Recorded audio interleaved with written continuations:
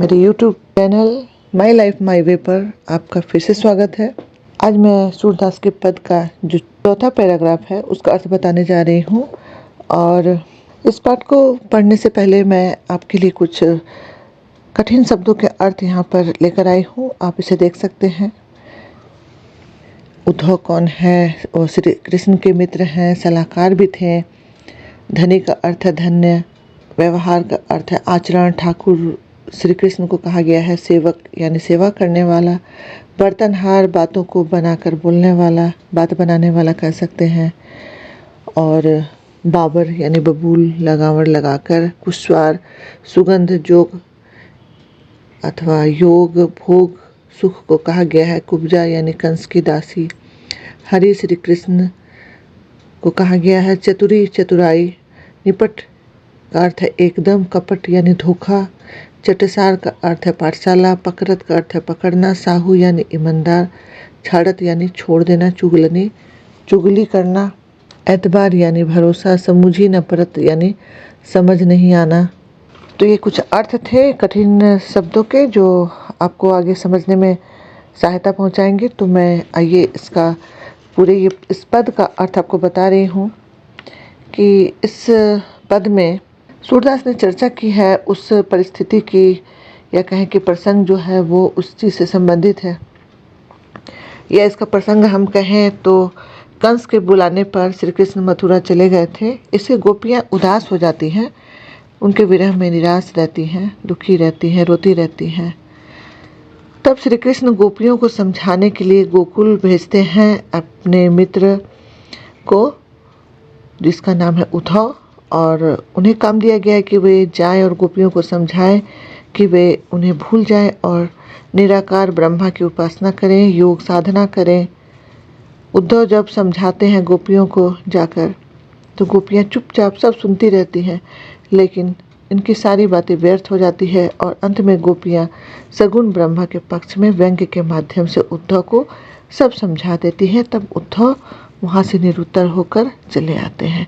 तो ये प्रसंग है। अब पहली लाइन में अगर हम देखें तो गोपियाँ व्यंग्य में ही कहती हैं कि धन्य है तुम्हारा व्यवहार। उद्धव धनी तुम्हारा व्यवहार, इसका अर्थ यही हुआ कि तुम्हारा व्यवहार धन्य है।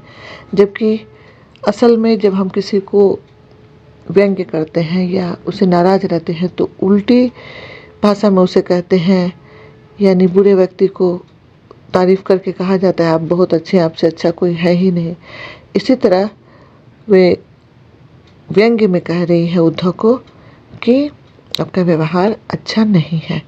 जैसे किसी की वाणी बहुत कड़वी है, उसे व्यंग्य में कहते हैं अरे आपकी वाणी में तो बड़ी मिठास है। यानी व्यंग्य के माध्यम से उसे हम समझा देते हैं कि असल में उसकी वाणी क्या है। इसी प्रकार गोपियाँ उद्धव को कह रही हैं कि आप जो बात कर रहे हैं उसे सुनकर तो मैं धन्य हो गई। और इसके बाद वे निराशावश क्रोध को दबाकर उलाहना देती हैं कि धन्य है ठाकुर यानी ईश्वर यानी श्री कृष्ण। ठाकुर यहाँ पर श्री कृष्ण को कहा गया है।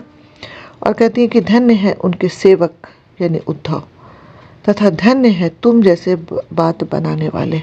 आगे की जो लाइन है उसमें है आमही काटी बबूल लगावन चंदन को कुशवार, हमको जोग भोग कुब्जा को ऐसे समझ तुम्हार।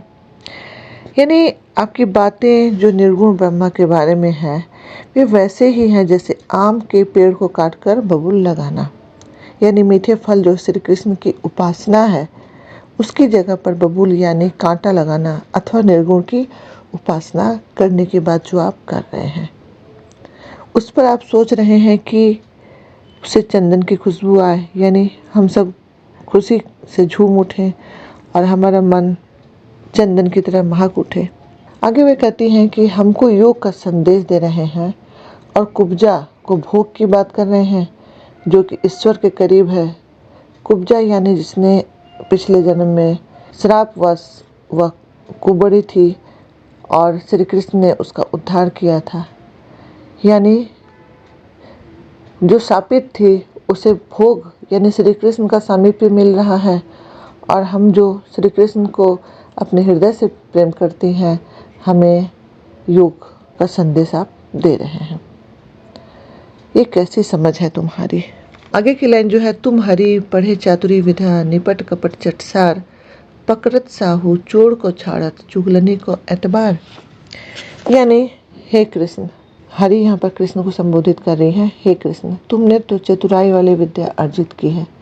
ये कैसी विद्या अर्जित की है जहाँ कपट की बातें सिखाई जाती हैं, और इस नियम में तो साहू यानी ईमानदार को पकड़ा जा रहा है और चोर को छोड़ दिया जा रहा है तथा चुगली करने वाले पर विश्वास किया जा रहा है।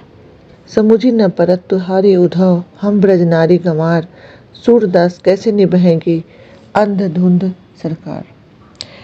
यानी वे कह रही है कि तुम्हारी बातें उद्धव हमारी समझ से परे हैं, क्योंकि तुम तो बहुत ज्ञानी हो और हम गंवार हैं, तथा जिस व्यवस्था में सब और अन्याय है, ऐसी सरकार के साथ भला हमारी कैसे निभेगी। इस प्रकार गोपियाँ उद्धव की सारी बातें नकार देती है और उन्हें मजबूर कर देती है वापस जाने के लिए, और उद्धव की सारी ज्ञान की बातें गोपियों के प्रेम के आगे बेकार हो जाती है। वे निरुत्तर हो जाते हैं और उनके पास शब्द नहीं बचते हैं और वे वापस वहाँ से जाने के लिए मजबूर हो जाते हैं। जो जिस काम के लिए कृष्ण ने उन्हें भेजा था उसमें वे निष्फल रहते हैं।